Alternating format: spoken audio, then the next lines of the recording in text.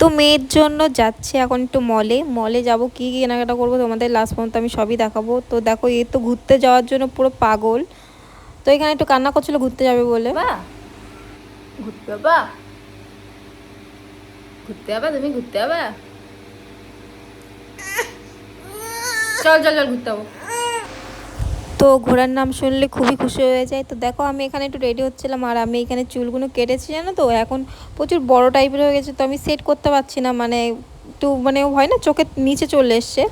তো আমি কপাল পর্যন্ত কাট করেছিলাম, এখন নিচে চলে এসেছে, সেটার জন্য একটু অসুবিধা হচ্ছিল। তো দেখো এটা মেয়ে আমার বল নেবে বলে একটু কান্না করছিল পাগলের মতন।